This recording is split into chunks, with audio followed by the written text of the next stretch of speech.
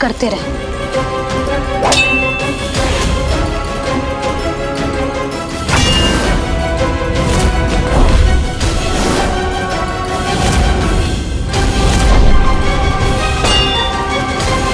फिर क्या हुआ मैया?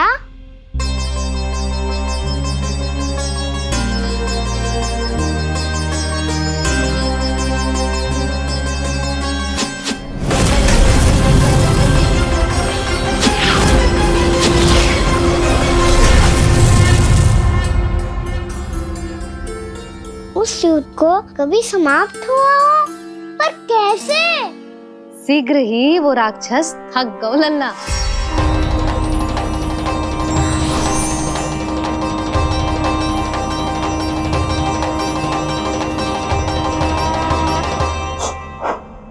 खड़े खड़े देख क्या रहे हैं नारायण?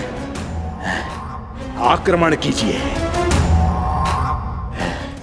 वध कर दीजिए मेरा।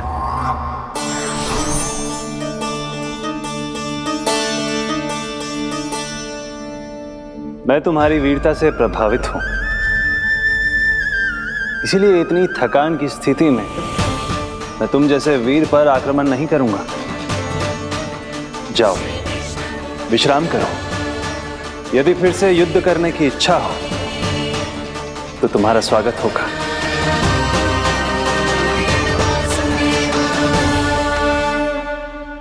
जे कह के श्री नारायण बद्रिका आश्रम चले गए और वहां हिमवत नाम की एक कंदरा में ध्यान लगा के बैठ गए। उधर वो राक्षस विश्राम करने लगो। अनेकों दिन बीत गए और अब वो राक्षस मूरा फिर से स्वस्थ होके बलवान हो गया था। उसने अपनी सारी शक्ति फिर से प्राप्त कर ली थी। श्री नारायण ने उस पर दया करी थी, पर वो फिर से श्री नारायण को छलने को तैयार होगा।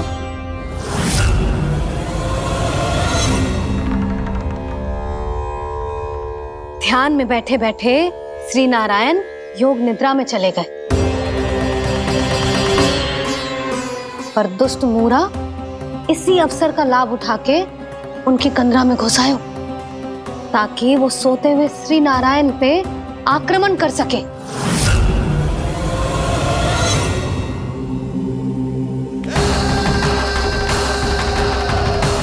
आज इस लंबे युद्ध को जीतकर अपने इस अंतिम शत्रु का भी अंत कर दूंगा मैं।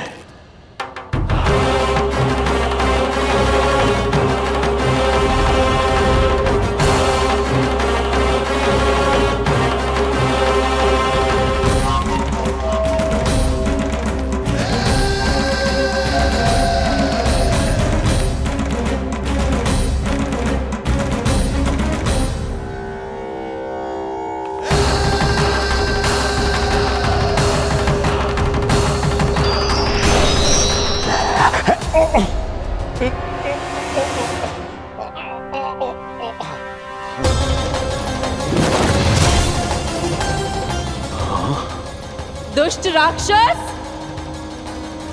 प्रभु ने तुझ पर दया की, तुझे संभलने का अवसर दिया। तू इन्हीं पर ही छल से वार करने चला है।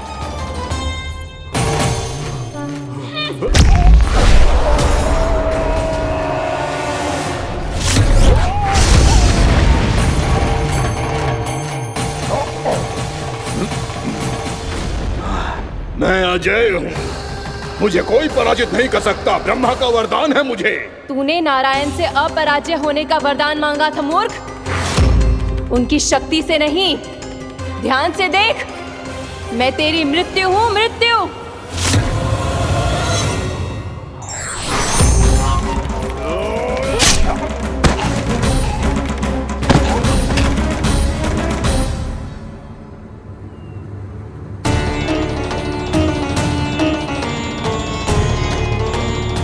वो देवी कौन थी छोटी माँ? और कौन बलराम, वही तो थी देवी एकादशी।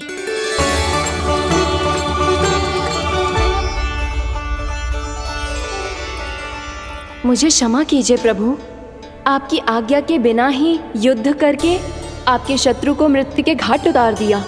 क्षमा नहीं, आपकी तो प्रशंसा होनी चाहिए देवी।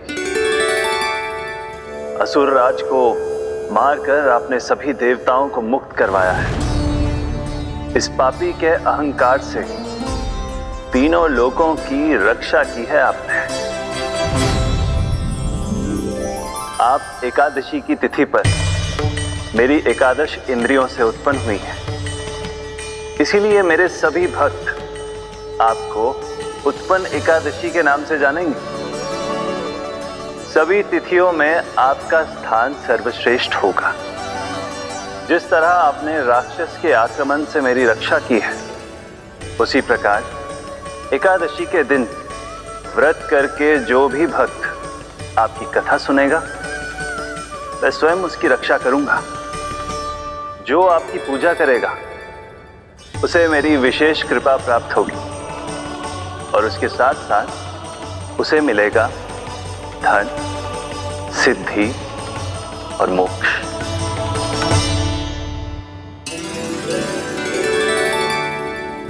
इसीलिए आज के दिन व्रत रखने का बहुत अधिक महत्व होता है।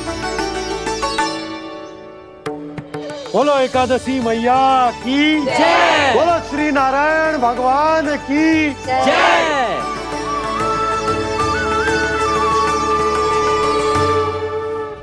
प्रभु की कृपा से एकादशी का महत्व भी पता चल गो और मेरा व्रत भी सफल होगा। अभी नहीं भूला राम, एकादशी का व्रत पूरी तरह तभी सफल होता है जब द्वादशी के दिन उसे पूरा किया जाता है।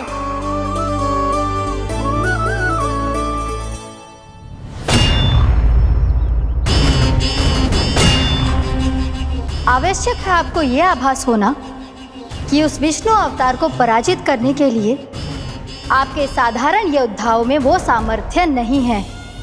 वो विष्णु अवतार कुछ अधिक ही असाधारण है।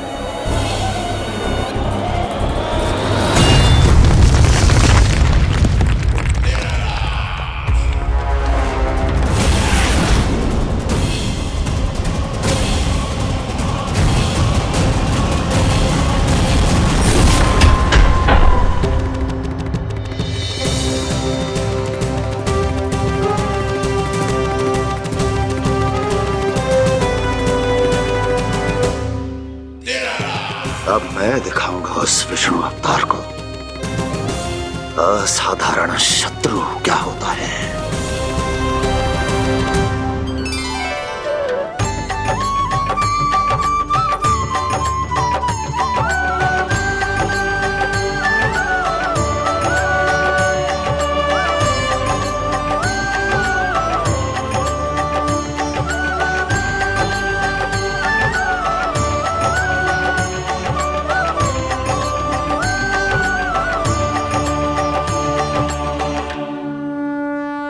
मामा अधीर हो रहे हैं, पर मैया ने मुझे अभी तक बाहर जाने की आज्ञा नहीं दी है। अभी उन्हें किसी और राक्षस को यहाँ भेजने से रोकने के लिए मुझे ही कुछ करना होगा।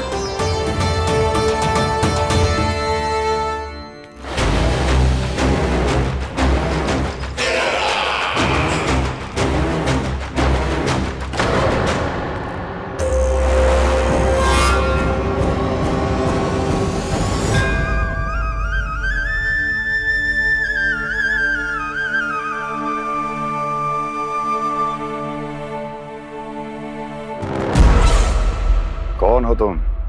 बचपन से ही मुझे मारने का सपना देख रहे हैं, सिर्फ मुझे ही नहीं पहचानते।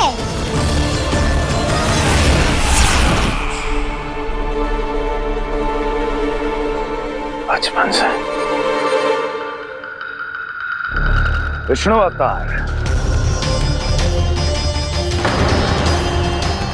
कोई कान्हा बुलाता है तो कोई मुरलीधर पुकारता है, कोई माखन चोर कहता है, कोई कहता है चिच्चोर।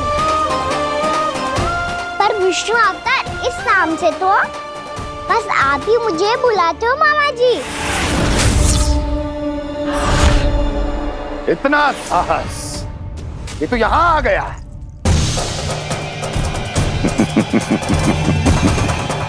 यहाँ आ तो गया तू विष्णु अवतार, किंतु यहाँ से जीवित नहीं जाएगा। तेरे इस शीश को तेरे धड़ से अलग कर दूंगा मैं।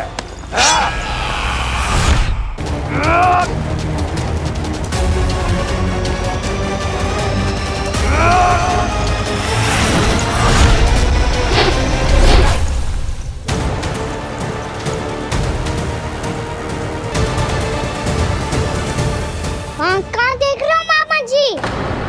मैं तैयार हूँ।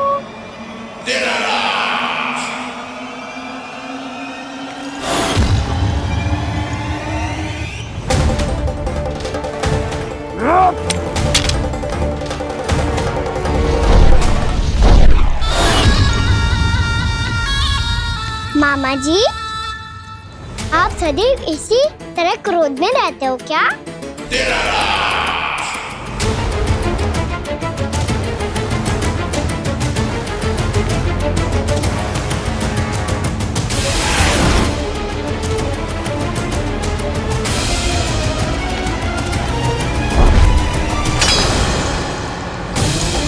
छोड़, छोड़ मेरी तलवार को। छोड़ो तो तब जब पकड़ा हूँ।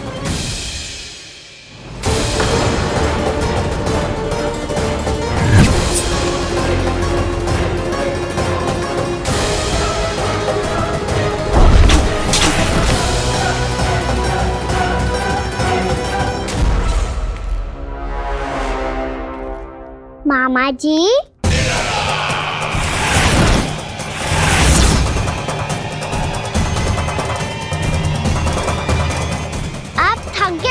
थोड़ा विश्राम कर लो। आपका तो पता नहीं, मैं अवश्य थक गया हूँ।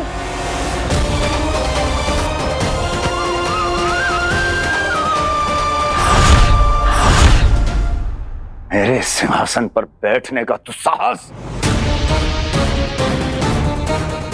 अभी तो बस अभ्यास कर रहा था मामा जी। भविष्य में मुझे तो बैठना है यहाँ।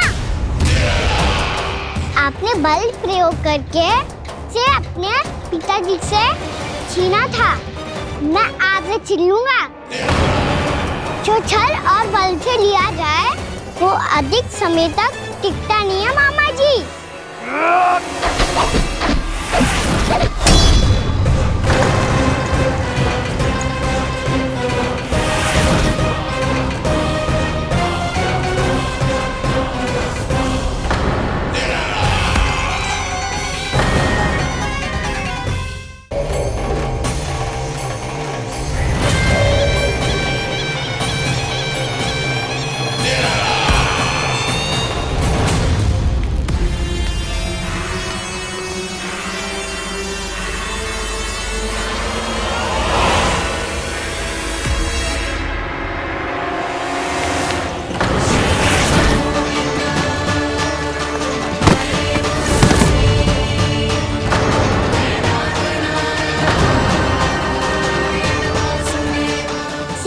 आपको ये सिंहासन छोड़ना होगा।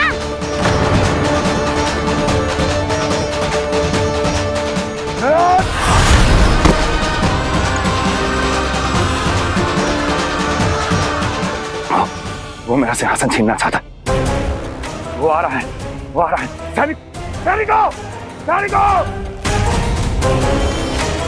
दुर्जन, बंद कर दो सभी द्वार और झरोखे, सबके सब। इसकी हर संभावना पर इतना कड़ा पहरा बिठा दो कि ना तो कोई महल के भीतर आ सके, ना कोई बाहर जा सके। मुझे महल की चप्पे चप्पे की सूचना चाहिए। जाओ।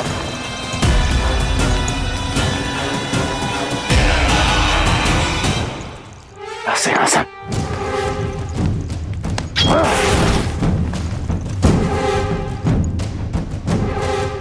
अब आ, दुष्ट मायावी, ए छलिया विष्णु अवतार, मैं कंस तेरी प्रतीक्षा कर रहा हूँ।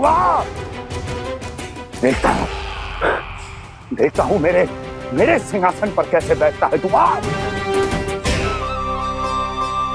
मुझे तो बस कुछ समय चाहिए था, वो मिल गया। अब करते रहिए आप प्रतीक्षा।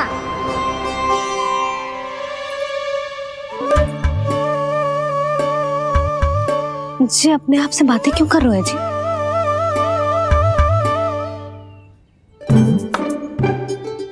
आप मुस्कुरा क्यों रहे हो? ना कछु ना। बताओ क्यों मुस्कुरा रहे हो? तुम्हीं पर गए हैं जी। जब तुम व्रत करती हो तो तुम भी ऐसा ही करती हो। इसी प्रकार भूख अधिक लगने पर अपना ध्यान भटकाने के लिए स्वयं से ही बड़बड़ाती रहती। होगा। आपको तो बस मेरा उपहास उड़ाने के लिए बहाना चाहिए।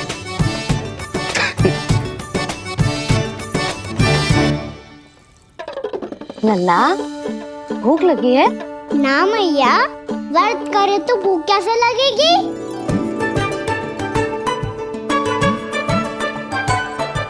यदि लगी हो तो छोटे बालकों को थोड़ी बहुत भूल चूक क्षमा होती है। कछु ना तो फल तो तू खा ही सकते है। अब तो पूरे नियम और विधि विधान से व्रत तोड़ूंगा। कल द्वादशी के सुबह मुहूर्त के अनुसार। ठीक।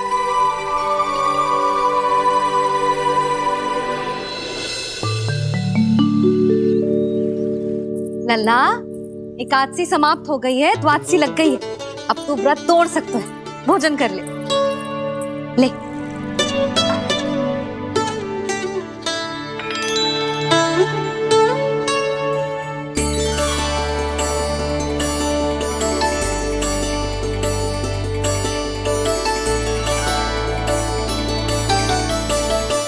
आज तो कार्य कर लीजिएगा।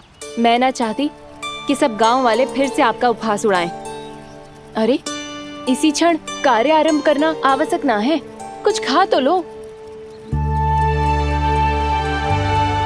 कल भी पूरे दिन व्रत में रहे, अब तो कुछ खा लो। ना, अभी बिल्कुल भूख ना है। और हाँ भगवान, तुम्हें चिंता करने की आवश्यकता नहीं है।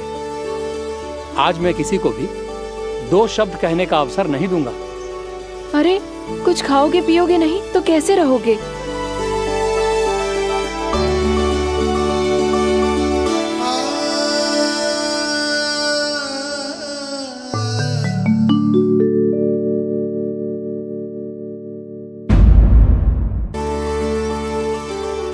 अरे, इसी क्षण कार्य आरंभ करना आवश्यक ना है। कुछ खा तो लो। ना, अभी बिल्कुल भूख ना है। और हाँ भगवान, तुम्हें चिंता करने की आवश्यकता नहीं है।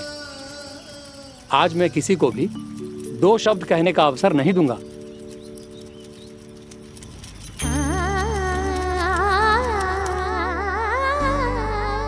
ठहर, मैं तेरे लिए मट्ठा लेके आती हूँ। व्रत के बाद पीने से पेट ठंडा रहता है। रुक।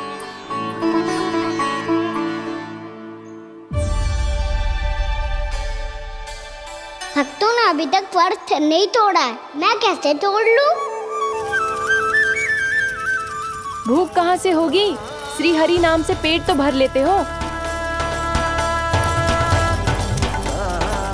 श्री हरि, श्री हरि, श्री हरि।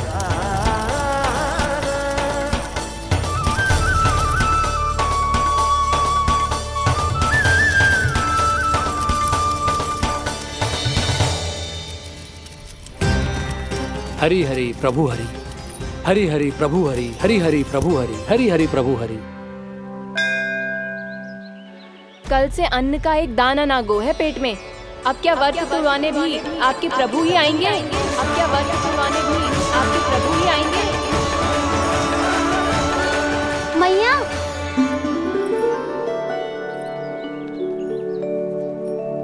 मैया पहले व्रत तोड़ के कछु खा तो लो। अभी ना, लौट के आने के बाद। हाँ,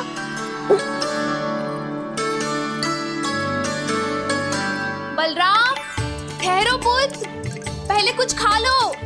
व्रत तोड़ना आवश्यक होता है। मैया ने एकादशी का महत्व बताया। लगता है मुझे सबको द्वादशी पर व्रत तोड़ने समाप्त करने का महत्व बताना होगा। हरि हरि हरि हरि हरि, मेरे हरि।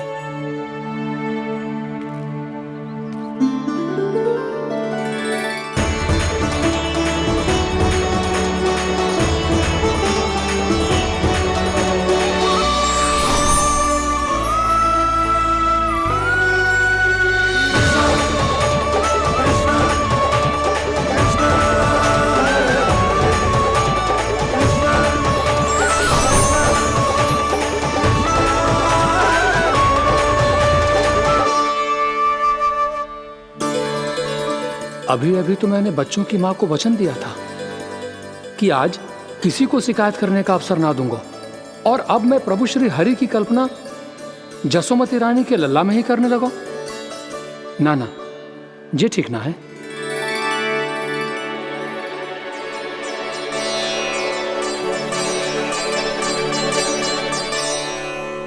ठीक ही तो है, बिल्कुल सही पहचाना है आपने। बड़े तो बड़े, अब तो बालक भी हमारा उपहास उड़ाने लगे। मैं आपका उपहास नहीं उड़ाने आया, मैं तो आपके एकादशी के व्रत को पूरा कराने आया हूँ।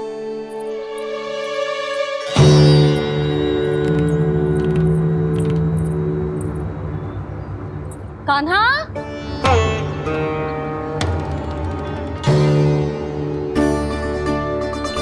तो ये रे आपकी छड़ी और ये रे मेरी पीठ। सेक बिना ताकत तोड़। आज तो इसकी पीठ सेक के रहूंगी मैं। मैया घर पे भूखी मुझे ढूंढ रही होगी। लो आज द्वादशी के दिन पहले प्रहर में भोजन करके अपना एकादशी का व्रत पूरा करो आप। धन्यवाद राजकुमार, पर अभी हमें भूख नहीं है। बहुत सारा काम पड़ा है, और अभी थोड़ी ही देर में शंकरी बहन भी अपनी मटकी लेने आती होंगी।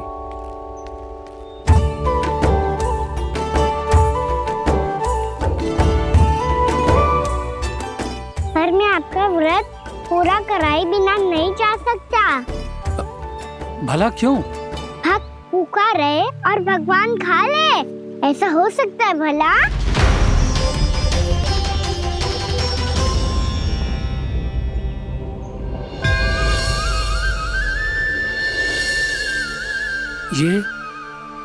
ये कैसा भ्रम हो रहा है मुझे लगता है अपना काम करना चाहिए। द्वादशी के पहले प्रहर में व्रत पूरा करना बहुत आवश्यक होता है, ना तो एकादशी का व्रत भी पूरा ना मानो जाता। इतनी सारी ज्ञान की बातें तुम्हें कैसे पता है लल्ला?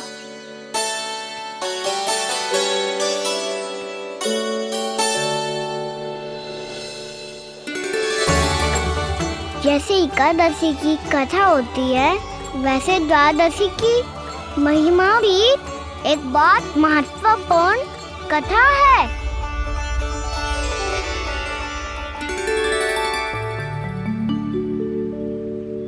कैसी कथा? बिल्कुल सही समय पे आई हो आप, क्योंकि आपको ये कथा आपको अवश्य सुननी चाहिए।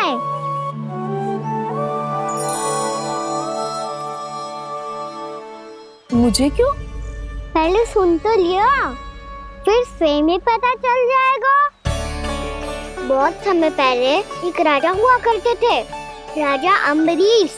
भगवान श्री हरि के बहुत बड़े भक्त थे। ओम नमो नारायणाय। ओम नमो नारायणाय।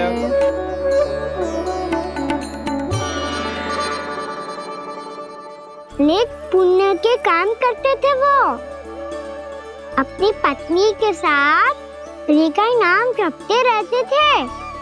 उन्होंने 12 माह एकादशी का व्रत करो निर्जल पास किया, और जब उनकी 12वीं एकादशी का व्रत द्वादशी के दिन तोड़ने का समय हुआ, तभी महर्षि दुर्वासा अपनी 100 शिष्यों के साथ उनके महल में पधारे। प्रणाम स्वीकार करें महर्षि। आप जैसे महान ऋषि मेरे राज्यसभा में आए, वो भी ऐसे अवसर पर जब मैं और मेरी पत्नी निरंतर 12 एकादशियों के बाद अंतिम एकादशी का व्रत तोड़ेंगे। इससे बड़े सौभाग्य की क्या बात हो सकती है हमारे लिए। आज आपके साथ साथ मेरा और मेरे शिष्यों का एकादशी व्रत भी पूरा होगा। संभव है प्रभु की इच्छा यही हो कि हम सब अपना व्रत एक साथ तोड़ें। ये तो अत्यधिक प्रसन्नता की बात है महर्षि। तो फिर ठीक है, हम सब यात्रा से थके हैं, व्रत तोड़ने से पहले हम स्नान करना चाहते हैं। जैसी आपकी इच्छा महर्षि। जब तक आप लोग लौटेंगे तब तक आपके सारे प्रबंध यहाँ हो चुके होंगे।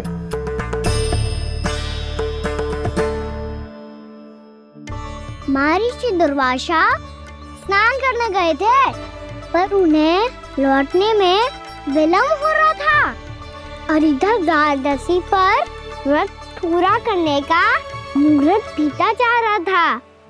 महाराज अमरीश बड़ी विरगता के साथ महर्षि दुर्वासा के लौटने की प्रतीक्षा कर रहे थे। महाराज, व्रत तोड़ने का मुहूर्त बीता जा रहा है, बस कुछ ही समय बचा है।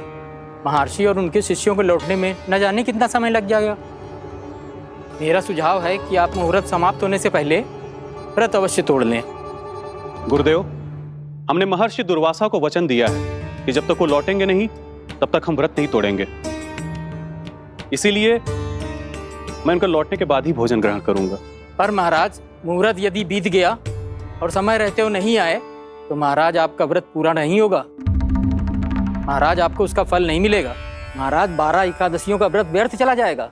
किंतु गुरुदेव, यदि मैंने भोजन कर लिया तो ये तो अतिथियों का अपमान होगा। आप उचित कह रहे हैं महाराज, भोजन के लिए उनकी प्रतीक्षा अवश्य कीजिए महाराज।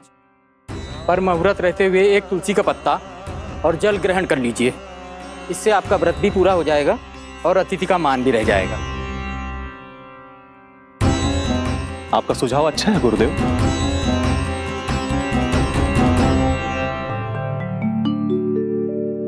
जैसे ही महाराज ने तुलसी का पत्ता खाया, वैसे ही महर्षि दुर्वासा लौट आए। महाराज,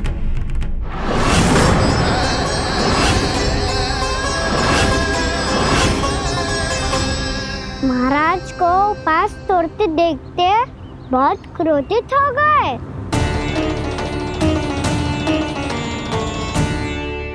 बहुत बड़े भक्त हैं आप, परंतु आप ये नहीं जानते अपने अतिथियों के साथ कैसा व्यवहार करना चाहिए। आपने हमें साथ भोजन करने का वचन दिया था, पर अपना व्रत क्यों तोड़ा आपने? महर्षि, मैंने भोजन नहीं ग्रहण किया। कहीं मुहूर्त न निकल जाए, इस कारण मैंने एक तुलसी का पत्ता ग्रहण कर लिया।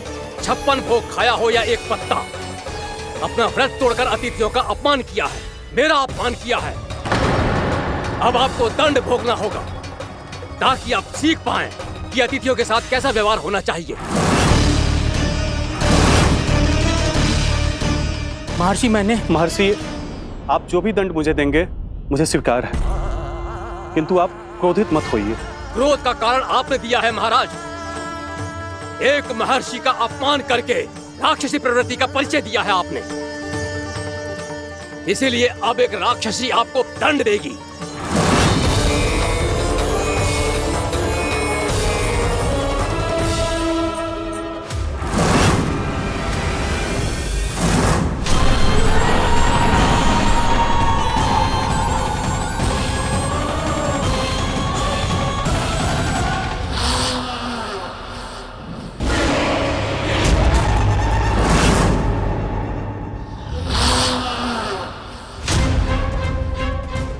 हे प्रभु, यदि मैंने सच में महर्षि का अपमान करने की भूल की हो तो मैं उसका परिणाम भोगने के लिए प्रस्तुत हूं। ओम नमो नारायणाय, ओम नमो नारायणाय नमः। महर्षि दुर्वासा को यह आभास ही नहीं था कि महाराज अम्बरीश ने उनका अपमान नहीं किया था।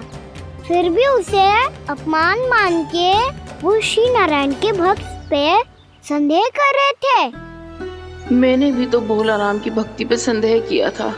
हे नारायण, ये क्या पाप हो गया मुझसे? संदेह किसी अपमान से कम ना हो तो, और भगवान सब सह सकते हैं, पर उनके प्रिय भक्तों का अपमान सहन ना कर सकते। इसीलिए उन्होंने अस्थिचेप करने का निर्णय लिया।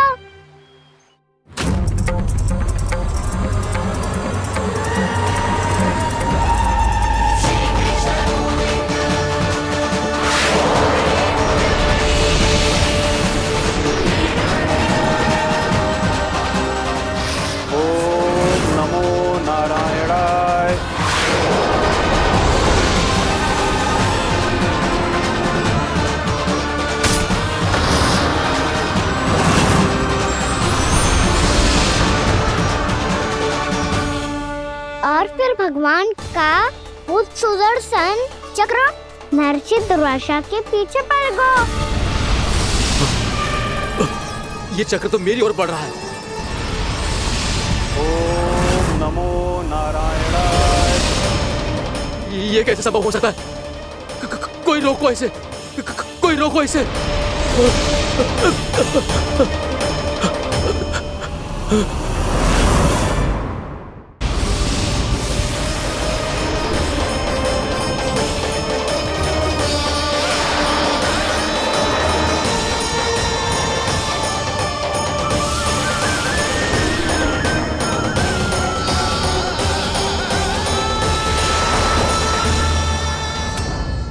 चक्र से अपने प्राण कैसे तैसे बचाते बचाते महर्षि दुर्वासा ब्रह्मलोक जा पहुँचे। ब्रह्मदेव रक्षा कीजिए, ब्रह्मदेव सहायता कीजिए, मुझे बचाइए ब्रह्मदेव, रक्षा कीजिए। ये सुदर्शन चक्र मेरे प्राणों के पीछे पड़ गया है, मुझे बचाइए ब्रह्मदेव, मुझे बचाइए। महर्षि, मैं चाहकर भी आपकी सहायता नहीं कर सकता। ऐसी स्थिति में यदि कोई कुछ कर सकते हैं तो वो है सुदर्शन चक्र के स्वामी विष्णु, क्योंकि सृष्टि में केवल वही है जो इसे नियंत्रित कर सकते हैं। वो ही इसे वापस लौटने का आदेश देकर आपके प्राणों पर छाए हुए संकट को दूर कर सकते हैं। किंतु हां, मैं सुदर्शन चक्र से इतना अवश्य कहूंगा कि जब तक आप विष्णु लोक में पहुंच नहीं जाते, वो आपको किसी भी प्रकार की हानि ना पहुंचाए। आपका बहुत बहुत धन्यवाद, आपकी सदा ही जय हो।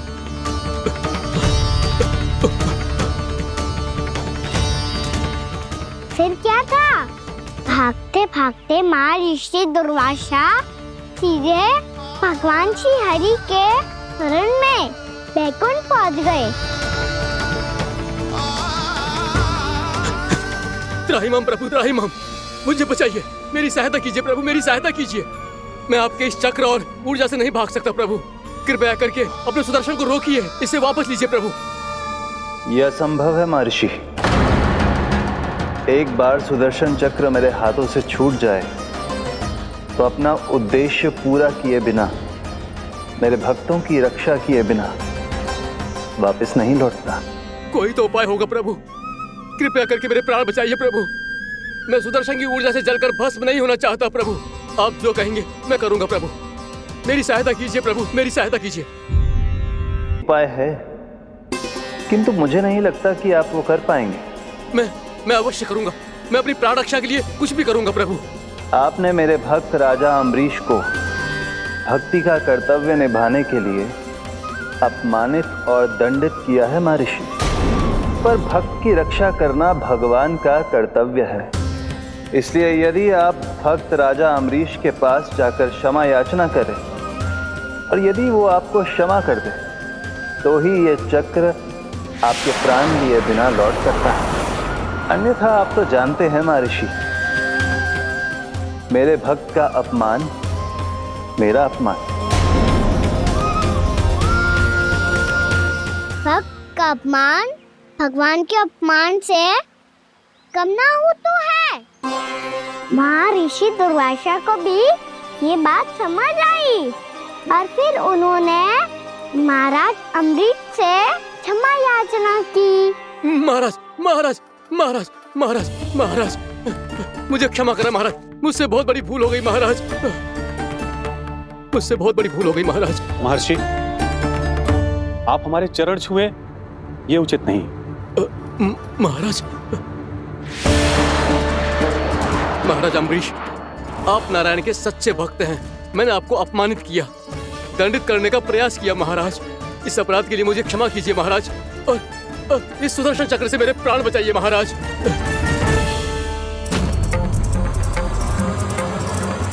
हे महान सुदर्शन, यदि महर्षि के लिए मेरे हृदय में अभी भी वही सम्मान और प्रेम हो जो इनके प्रथम आगमन पे था, तो कृपया आप अपने धाम वापस लौट जाइए।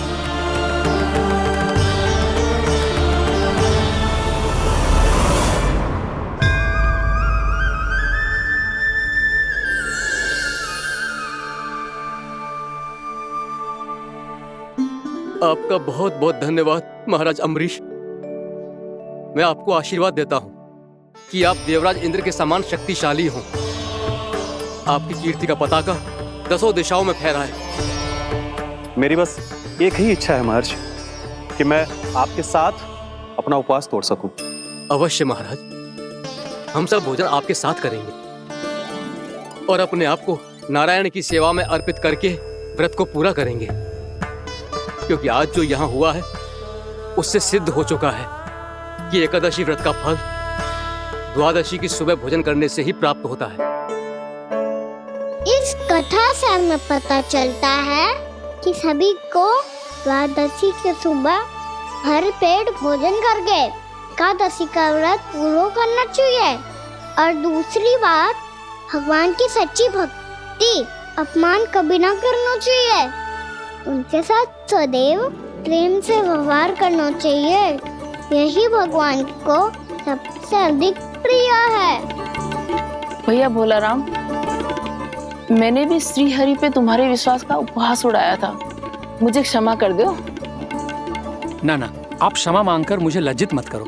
आप तो मेरी बहन जैसी हैं। जब महर्षि दुर्वासा जैसे महान ऋषि को भी प्रभु के भक्त से क्षमा मांगनी पड़ी, तो मैं तो बहुत ही तुच्छ हूँ। मुझे आपकी किसी भी बात का बुरा ना लगा। पर पता है प्रभु को कौन सी बात कब बुरा रखता है? कौन सी बात? जब उनका भक्त भूखा रहे, समय पे अपना व्रत पूरा ना करे।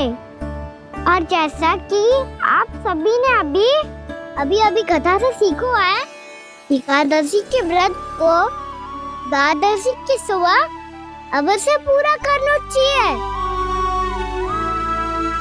अब आप जाओ, अपना व्रत पूरा करो।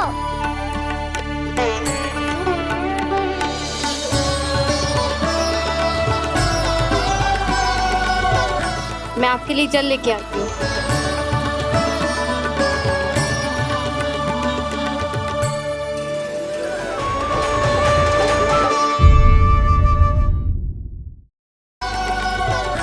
मैं आपके लिए जल लेके आती हूँ।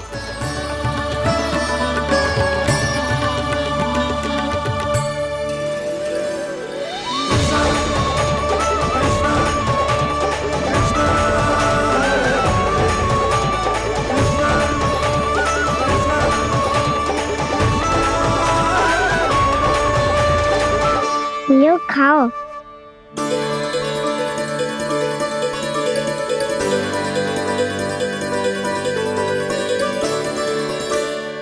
कान्हा,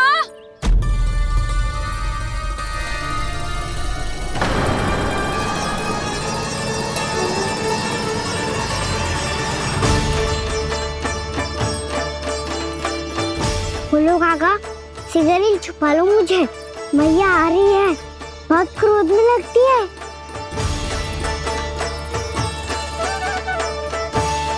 आज तो बहुत दंड मिलेगा। अभी क्षण भर पहले तो ये साक्षात भगवान के रूप में बात कर रहे थे, और अब अचानक ही ऐसे बालक बन गए जो मैया से दंड मिलने के भय से व्याकुल हैं। बोला काका, किस सोच में पड़ गए? सिगरेट छुपा लो मुझे।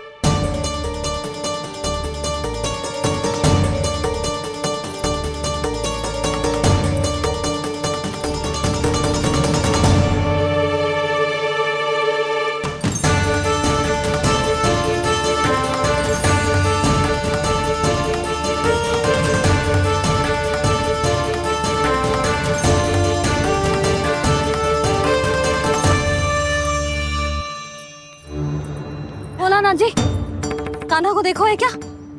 मैंने तो अपने प्रभु को देखा है। मैं अपने लल्ला को ढूंढ रही हूँ, उसे देखो है आपने? वही तो मैं भी कह रहा हूँ जसोदा रानी, मैंने सिर्फ और सिर्फ अपने प्रभु को देखा है। ये तो अब भी अपनी भक्ति में ही खोया हुआ है।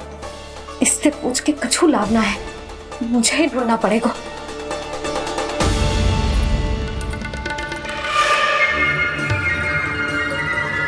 बच गए। संकरी मौसी, कान्हा को देखो है क्या कहीं?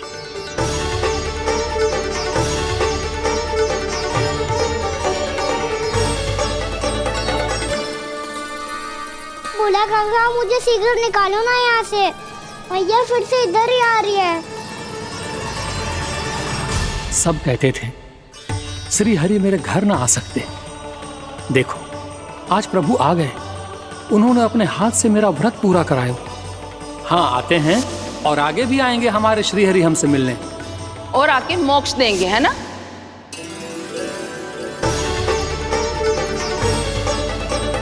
शीघ्र निकालो ना भोला काका, मैया आ रही है।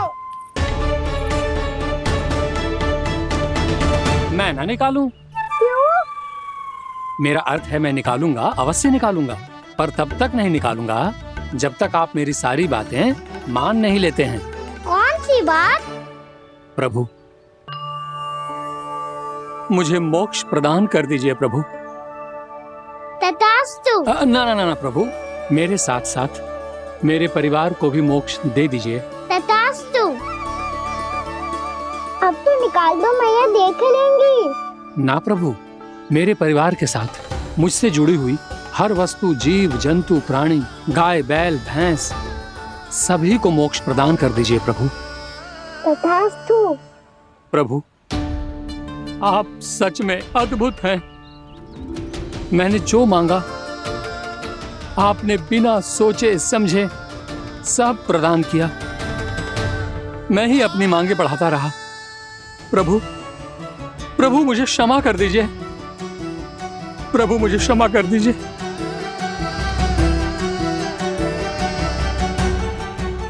आइए प्रभु।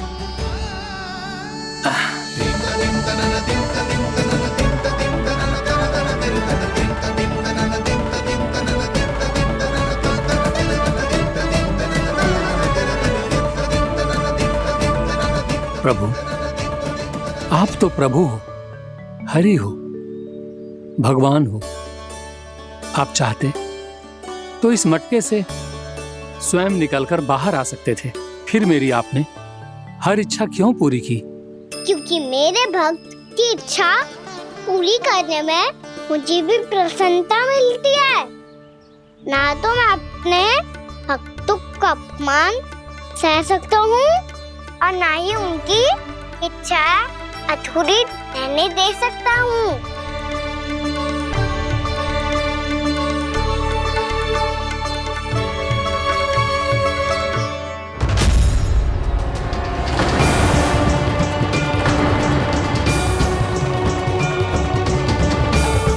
क्या कही थी तूने? हाँ, कि तू फिर से छल ना करेगा। फिर मुझे बिना बताए घर से बाहर कैसे निकलो? क्षमा करना मैया, पर जो आपने सिखाया था मैंने तो उसी का ही पालन करो है। फिर से चतुराई कर रहे हो है ना? हाँ? आप ही ने तो कही थी ना, यदि कछु करने से किसी को हानि ना पहुंच रही हो या फिर किसी अच्छे कार्य में सहायता हो रही हो तो आज्ञा लेने की आवश्यकता ना होती। यदि तेरे कछु करने से किसी और की कोई हानि ना हो रही हो या किसी के अच्छे कार्य में सहायता हो रही हो तो मुझसे आज्ञा लेने की आवश्यकता ना है। तो किस अच्छे कार्य के लिए आया है यहाँ? एकादशी के सुबह एकादशी का व्रत खोल के भोजन करा जाता है। ये बात ना तो भोला काका को पता थी, ना शंकरी मासी को और ना ही किसी और को। और तुझे पता थी? हाँ, मेरी मैया ने बहुत अच्छे से सिखाया है मुझे।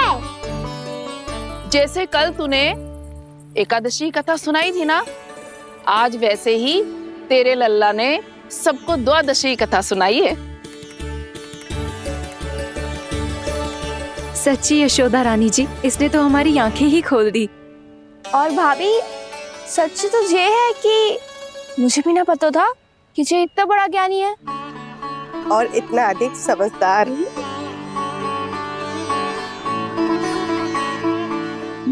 द्वादशी की कथा? वो तो मैंने इसे कभी सुना ही ना है। फिर इसे कैसे पता थी? रानी जी, जो स्वयं भगवान हैं, भला उन्हें कैसे कुछ नहीं पता होगा? मैंने तो इन्हें पहचान लिया। और हाँ, आप सब लोग भी इन्हें अपने अंतर मन की आंखों से देखिए। हो सकता है इन्हें पहचान पाएं। ये कोई और नहीं है, श्री नारायण है, मेरे श्री हरि, मेरे प्रभु। जय श्री हरि।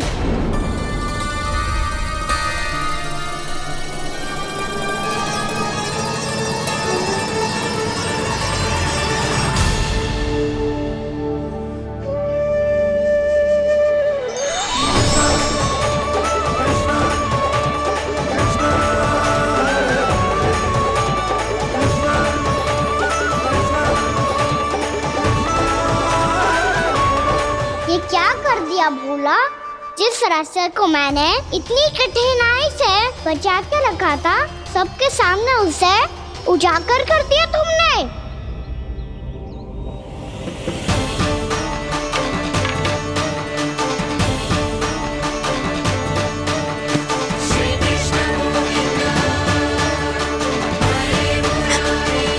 नारायण, नारायण, श्री नारायण।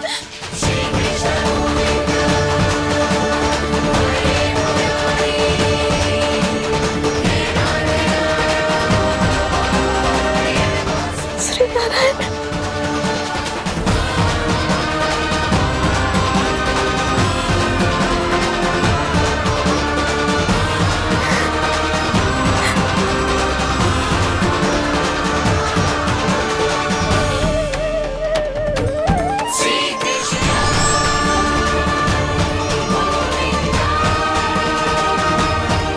श्री नारायण प्रभु।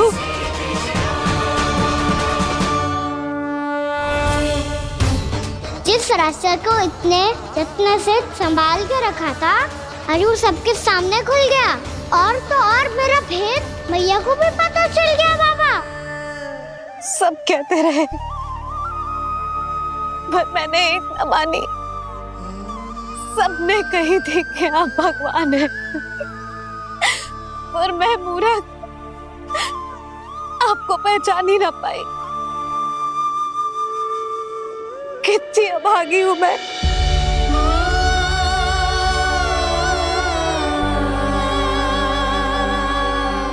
जिस मुंह से मुझे आपकी महिमा गानी चाहिए थी,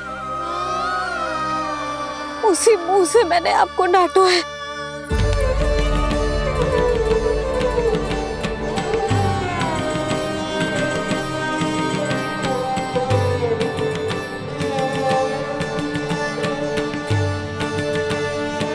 जिन हाथों से मुझे आपके चरण छूने चाहिए थे, उन हाथों से मैंने आपके कान पकड़े।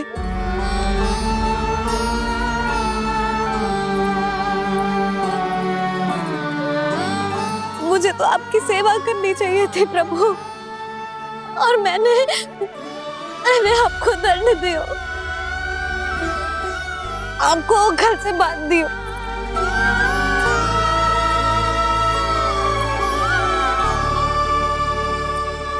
बावली हो गई थी प्रभु।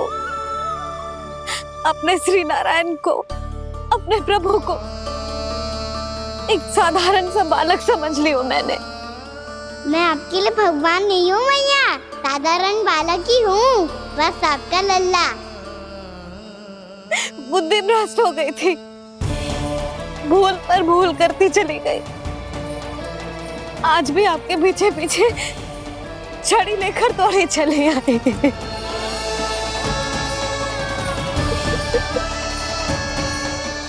अपने आप को दोष मत दो मैया, आपके इस ममता के लिए तो जन्म लिया है मैंने। हमारा मन बदलने मत दो, मेरे लिए वही पुरानी मैया बनी रहो आप, और मुझे रहने दो आपका वही नटखट लल्ला। मुझे क्षमा कर दो प्रभु, मुझे क्षमा कर दो। बाबा ये कैसा अंत हो गया आज? मैया तो मुझे भगवान मानने लगी, पर मैं इसे स्वीकार नहीं कर सकता। अभी नहीं बाबा, इतनी शीघ्र नहीं। आप ऐसे खड़े क्यों बाबा? कुछ ऐसा करो ना कि मैया फिर से मेरे मैया बन जाए। उनकी दृष्टि में भक्ति नहीं, ममता चाहिए मुझे। कान्हा, मेरे सामर्थ्य में हो तो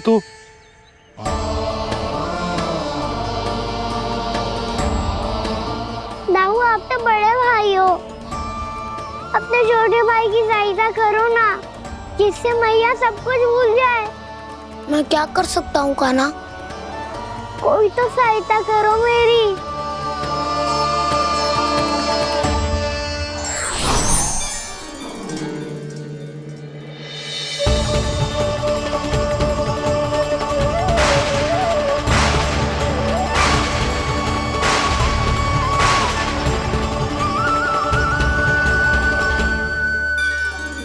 अपने आप को संभालिए प्रभु।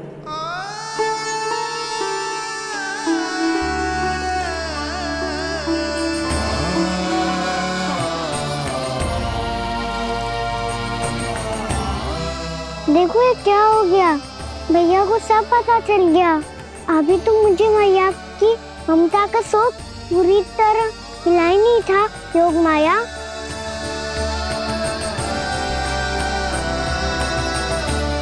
मेरी सहायता करो ना। कितनी अद्भुत है ममता की शक्ति। भगवान को भी एक साधारण बालक बना देती है। बालक की बना रहना चाहता हूँ मैं, नहीं चाहता दिव्य होना, नहीं चाहता भगवान बनना। बस मैया की गोद में रहकर ममता की रस से सेम को भिगोना चाहता हूँ। इनकी डांट फटकार का सुख पाना चाहता हूँ। कुछ भी करे योग माया, पर इन सबको भुला दो मेरा सत्य।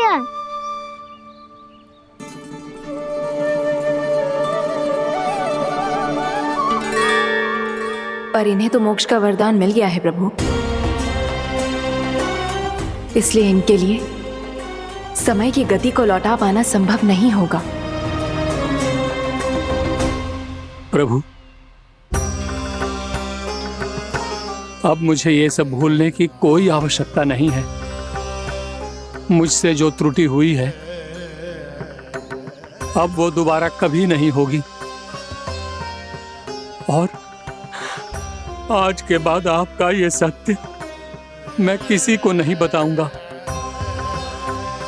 प्रभु, क्योंकि मुझे पता चल गया है कि आपका यशोमती मैया के लल्ला बने रहना कितना आवश्यक है।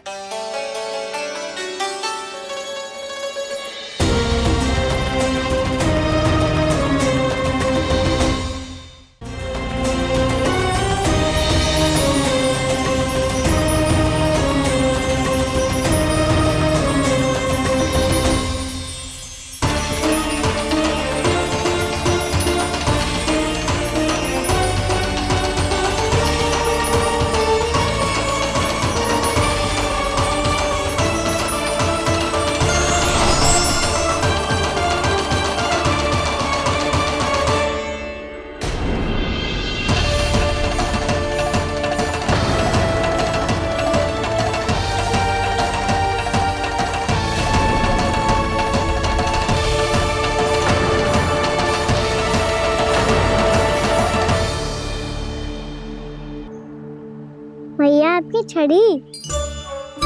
पहले चुपके से भाग जातो है, फिर स्वयं ही छड़ी भी पकड़ा रो है? नटखट कहीं का। हंसी आ रही है? अरे किस बात पे इतनी हंसी आ रही है रे? हाँ?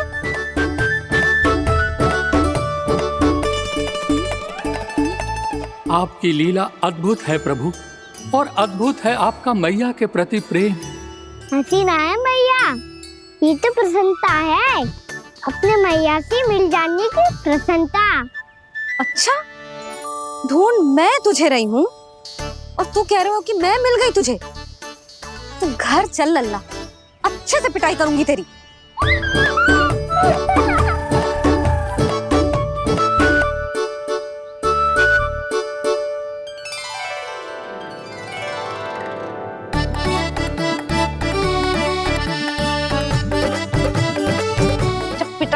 गाल लाल होंगे ना तेरे, तब हंसी बंद होगी तेरी। चल।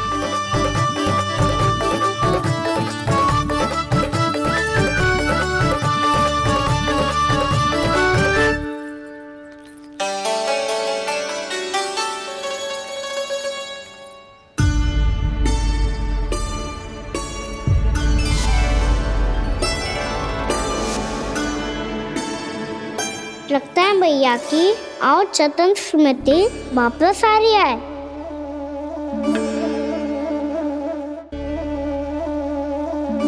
यशोदा, क्या होगो? ना कछु ना। आपको बताऊंगी तो और हंसेंगे मुझ पे।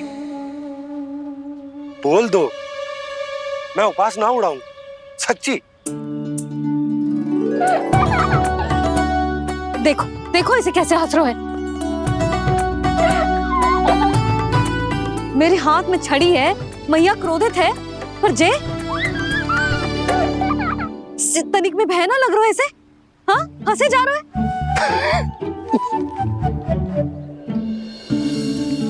दोनों बाबा लल्ला एक जैसे हो। चल तू, चल चल। दाऊ, आप तो बड़े भाई हो, अपने छोटे भाई की सहायता करो ना, जिससे मैया सब कुछ भूल जाए। सुबल, तू कच्चू खा क्यों ना रहो है? व्रत ही करना था तो बलराम के जैसे कल कर ले। तो कल तो एकादशी भी थी। खाना के बिना कछु करने का मेरा मन ही ना कर। तो बात तो सच्ची है, उसके बिना गोचारण भी ऐसा लगता है जैसे कितना भारी कार्य है, व्यवस्था में करना पड़ता है। सही कह रहे हो तुम दोनों। मैं तो गोपालक भी इसलिए बना था ताकि कान्हा के संग खेलने को मिल जाए। बलराम तो हमारा सगा कम और मुख्य अधिक है।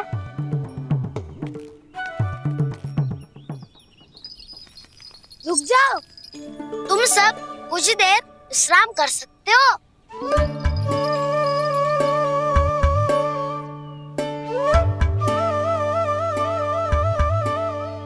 तू बोल। ना मैं ना बोलूंगा, तुम दोनों ही बोलो। और तुम सबका सखा पहले हूँ और टोली का मुखिया बाद में, इसलिए घबराने की आवश्यकता नहीं है। जो भी बात है बिना हिचक बता सकते हो मुझे। तो फिर कुछ ऐसा करो ना कि कान्हा फिर से हमारे साथ गोचारण करने के लिए आने लगे।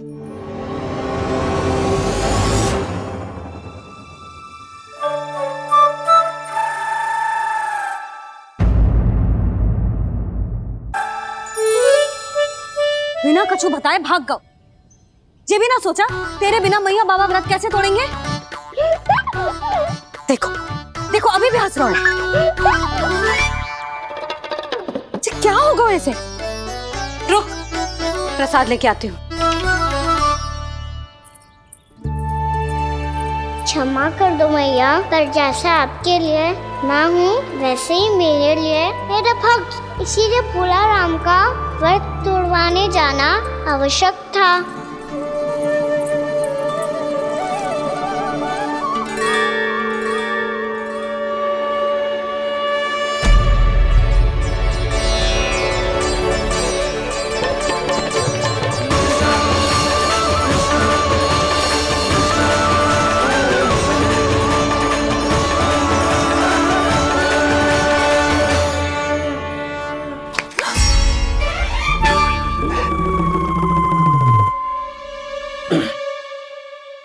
सुधा, फिर से खो गई तुम। अरे कौन से स्वप्न लोक में चली जाती हो तुम बार बार? हमें भी बताओ। माया का प्रभाव ममता पर अधिक समय तक नहीं रह पाता प्रभु। अरे बोलो ना यशोदा, क्या सोच रही थी?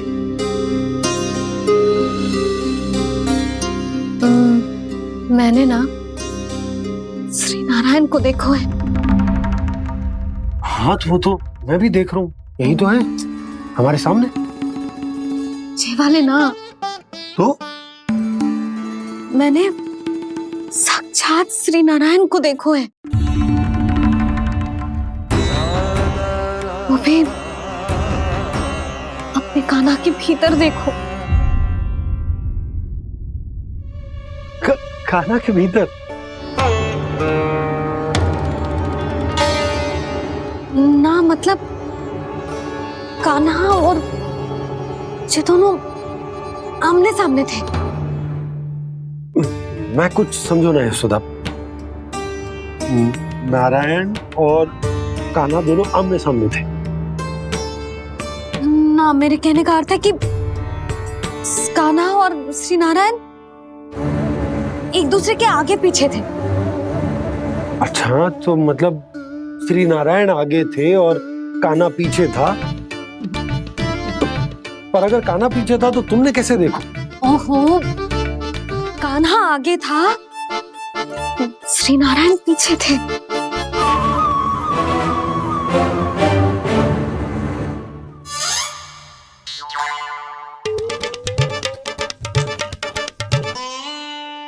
यशोदा, एक बार फिर से सोचकर बताओ कि नारायण आगे थे या कान्हा आगे था? ठीक से याद कर। बता तो रही हूँ जी, थोड़ी धुंधली धुंधली सी स्मृति है। बाबा, इससे पहले कि उनके संदेह की अग्नि स्मृति की वायु पाकर और भड़क जाए, कुछ भी करो पर बुझाओ इसे। स्वप्न देखो है तुमने? हाँ, संभव है स्वप्न ही था। पर यदि स्वप्न था तो सुबह सुबह उठते ही उसकी स्मृति क्यों ना आई? अब क्यों आ रही है उसकी स्मृति? और वो भी तब से जब से मैं भोलाराम के यहाँ से कान्हा को लेके आई हूँ। और जब मैं गई थी तो छड़ी मेरे हाथ में थी, पर फिर कान्हा ने मुझे छड़ी दी और मैं बैठी हुई थी। इस बीच कछु तो हुआ है। भैया की अचेतन स्मृति वापस आ रही है। अब मुझे ही कुछ करना होगा। मुझे लगता है जी, जब मैं वहाँ गई ना, भैया व्रत पूरा करने का सुबह मुहूर्त निकल जाएगा और अब तो भूख भी बहुत तीव्र लग रही है। हे नारायण, मैं तो भूल ही गई कि लल्ला भी तो कल से भूखा है।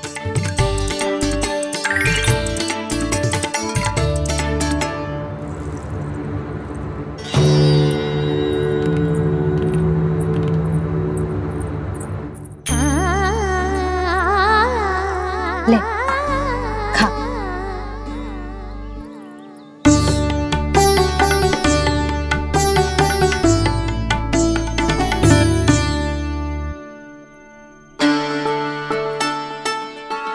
संतान की चिंता में सब कुछ भुला दे, ऐसी ही होती है ममता।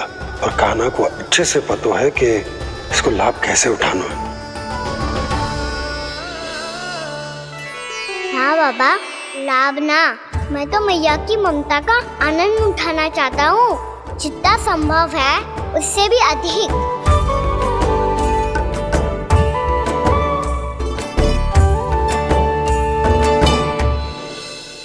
बलराम, कान्हा को फिर से गौचारण लाने के लिए केवल तू ही मना सकते है। तुम्हें ही वो क्षमता है, हमारी टोली के मुख्य गोपालक जो हो तुम। हाँ, और कान्हा के दाव भी तो हो तुम।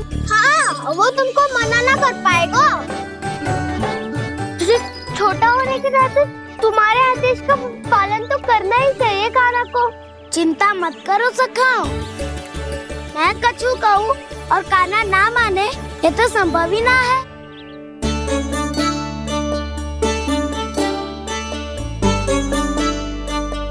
आज जो हुआ ना जाने और कितने समय तक मेरा सत्य आपसे छिपा रह पाएगा, इसीलिए आपसे अधिक समय मैं आपके साथ ही बिताऊंगा। मैंने कह दिया तो समझ लो, पत्थर पे रेखा खिंच गई। कल से कान्हा हम सबके साथ अवश्य आएगा। अपना सारा समय हमारे साथ बिताएगा वो।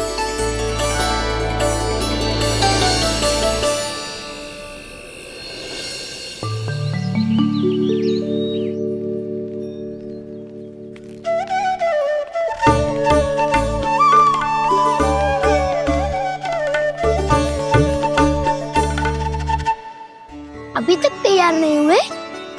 तैयार? गौचारण के लिए चलना है ना, तुम्हें लेने आया हूँ। नाना दाऊ, मैं ना चल सकता, मुझे आज्ञा ना है। वो तो माखन चोरी के लिए भी नहीं थी।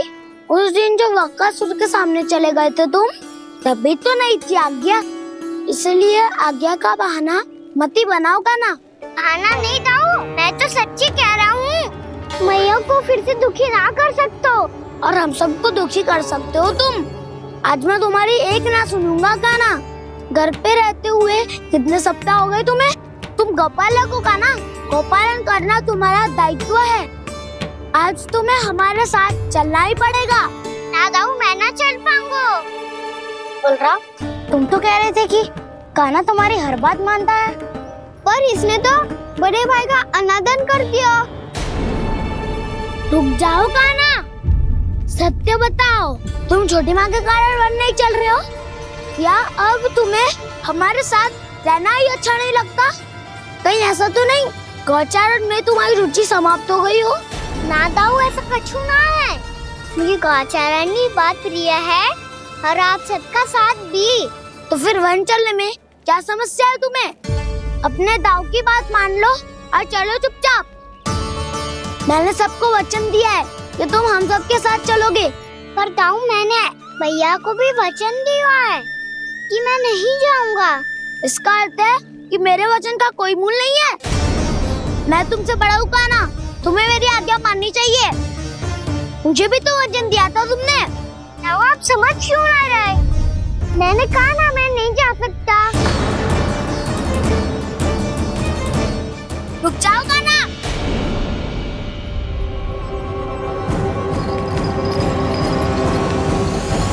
ऐसे कैसे नहीं आ सकते? मैंने, बल्कि हम सब ने तुम्हारी हर शरारत में तुम्हारा साथ दिया है, चाहे माखन चोरी हो या गौचारण। और अब तुम अपने दाऊ को ही पीठ दिखा के जा रहे हो। दाऊ, मैं आपका बहुत सम्मान करता हूँ, पर मैंने कहा ना, मैं नहीं जा सकता। मुझे मेरी मैया के साथ ही रहना है। तो फिर तुम्हारे लिए मैया ही महत्वपूर्ण है। दाऊ नहीं, सखा नहीं, गयाऊ भी नहीं। कान्हा ने तो तुम्हारी बात मानने से मना कर दिया बलराम। लग तो है सच्चो भाई ना है। जानते हो इससे क्या सिद्ध होता है कान्हा? कि तुम छोटी माँ के पुत्र नहीं हो, कि तुम छोटी माँ के पुत्र नहीं हो। दाऊ, ये क्या कह रहे हो आप? और नहीं तो क्या, तुम उनके वास्तविक पुत्र होते तो अपने दाऊ की आज्ञा कभी नहीं टालते। ऐसा मत ही कहो दाऊ, मैं अपनी मैया का ही लल्ला हूँ। मुझे तो लगता है छोटी माँ हाथ से ग्रह करके लाई है तुम्हें। अब ऐसा क्यों बोल रहे हो दाऊ? क्योंकि मैं वो सत्य देख रहा हूँ जो तुम नहीं देख पा रहे हो। छोटी माँ और छोटे पापा दोनों गोरे हैं, और तुम अपना रंग देख लो, स्वयं विचार कर लो। जी तो मैंने भी सोचा था, बस बोला नहीं। हाँ तो क्या हुआ, मेरी त्वचा का रंग अलग है, मैं उन्हीं का ही लल्ला हूँ। बस धूप में तुम सबके साथ इतना खेला हूँ कि मेरी त्वचा का रंग बदल को है। बड़बोली बात मत ही कर कान्हा, स्वयं को बचाने के लिए हम पर दोष लगा रहे है। सत्य तो ये है कि तेरी त्वचा सदैव से ऐसी थी कान्हा। लग तो है ये कि बलराम सही कह रहा है। इसका अर्थ है कि सस्ते में नन काका यशोदा काकी इसके हाथ से ग्रेप करके आए हैं। बालक हाथ में थोड़ी ना मिलता है। हमारे घर में जो बछड़ा है उसको तो मेरे बाबा हाथ से ही लाए थे, पर मुझे हाथ से कोई ना लायो है। मैं अपनी मैया का ही लल्ला हूँ, यशोमती मैया का नंदलाला ही हूँ मैं। तुम्हें वन चलना है तो चलो, या फिर मत चलो, पर छोटी माँ और छोटे बाबा का लल्ला होने का स्वांग करने की कोई आवश्यकता नहीं है।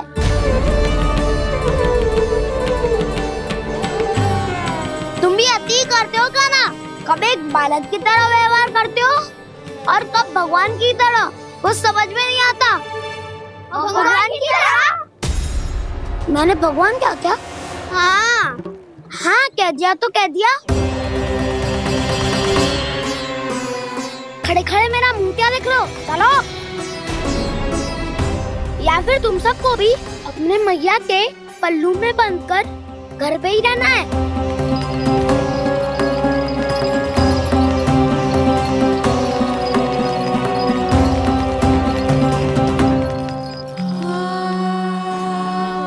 जानते हो इससे क्या सिद्ध होता है कान्हा? कि तुम छोटी माँ के पुत्र नहीं हो, कि तुम छोटी माँ के पुत्र नहीं हो।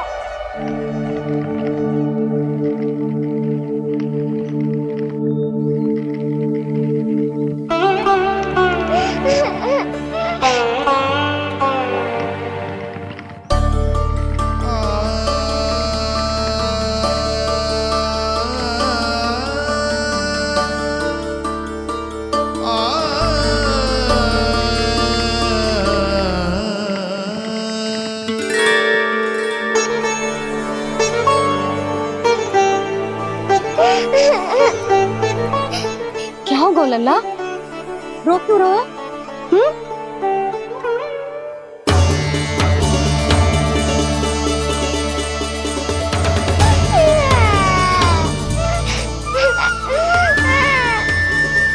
अरे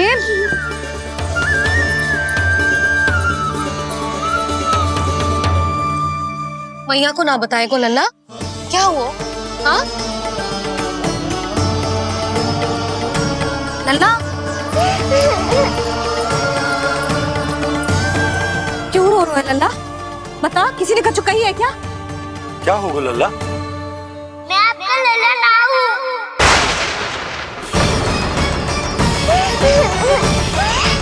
ऐसा क्यों कह रहे हो तू? क्या होगा? आपका भी लल्ला ना हूँ मैं।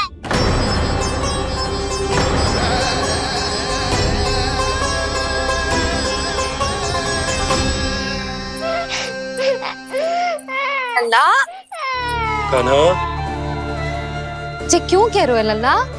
मुझे पता चल गया है, मैं आप दोनों का लल्ला ना हूँ।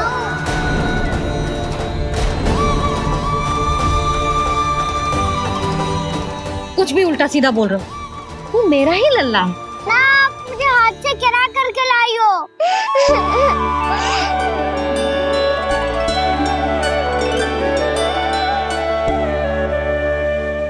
लल्ला, तुझे किसने कही कि हाट में बालक मिलते हैं? मिलते हैं, पूरी गैया का बालक भी तो हाट से ही आयो है। अच्छा, क्षण भर के लिए मान लिया कि हाट में बालक मिलते हैं, पर तुझे कैसे पता चला कि तुझे हाट से ही लेके आए? मेरा रंग देखो और फिर अपना हाथ देखो। मैं रात के अंधेरा जैसा हूँ और आप दिल की उजाली जैसी। पापा का रंग भी आप जैसा ही है, बस मैं ही बावला हूँ।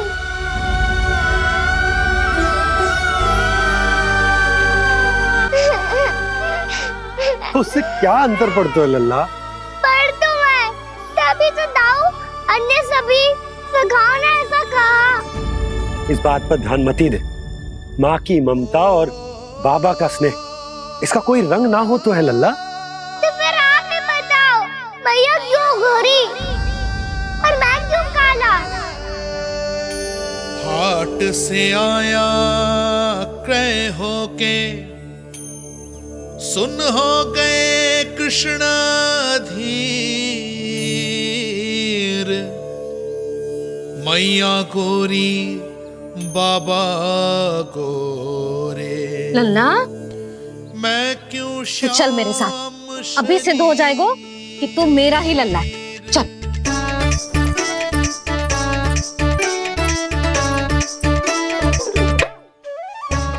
ये दोनों लल्ला और मैया का मन कछु समझ ही ना आता, कछु ना कछु उटपटांग करते ही रहते हैं दोनों।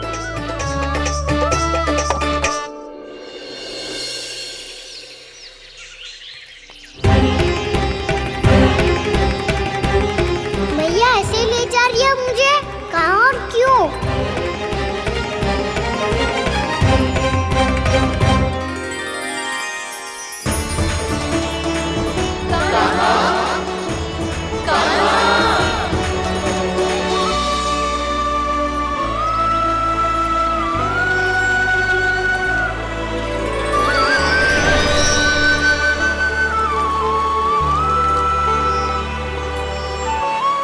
खाना आए हैं, कितने दिनों के बाद खाना आए हैं।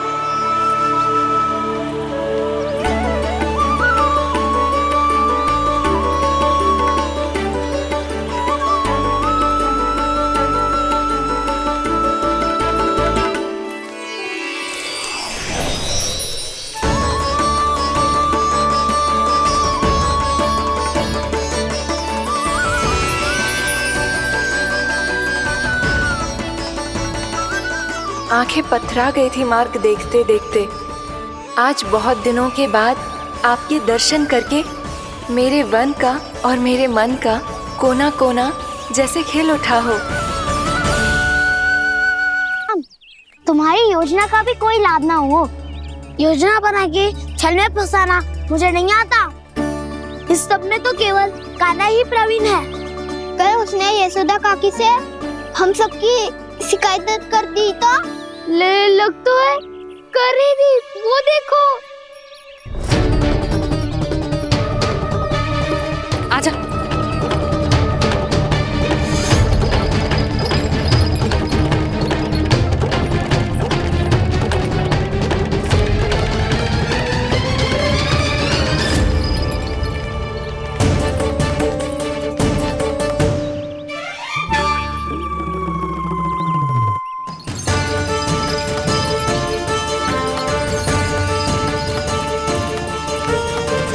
बलराम, बलराम,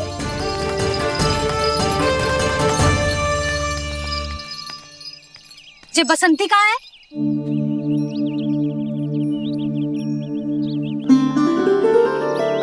ये देख बसंती, हाँ, और उसका लल्ला वो गोपी।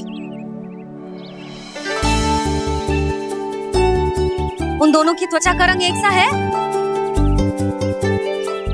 कान्हा, तू देख के बता, बसंती और उसके लल्ला का रंग एक सा है?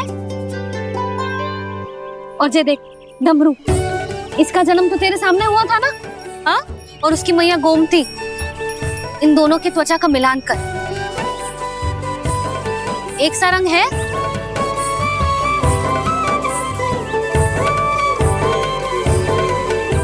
सब के सब गोपालक सामने आओ।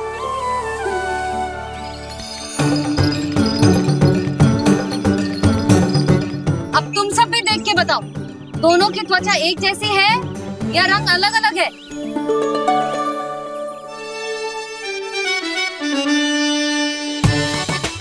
अलग अलग है। श्रीदामा, तेरी गैया, ये देख सुभा, उन दोनों का रंग एक सा है कि अलग अलग? तो जब सुभा और श्यामू का रंग अलग हो सकता है, डमरू और गोमती का रंग अलग अलग हो सकता है, और जे गोपी और बसंती का रंग अलग अलग हो सकता है, तो भी जे सब मैया और लल्ला ही है ना?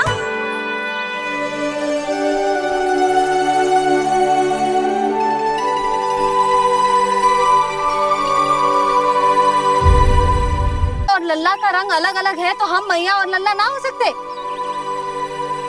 इसका अर्थ है कि मैं सच्ची में आपका ही लल्ला हूँ? किसी को कोई संदेह है कि हम मैया लल्ला ना हैं?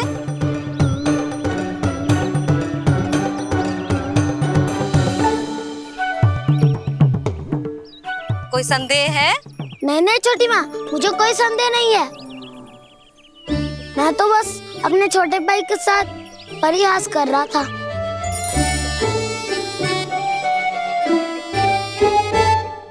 कान्हा, तू सदैव मेरा ही लल्ला था, मेरा ही लल्ला है और मेरा ही लल्ला रहेगा। समझ आई?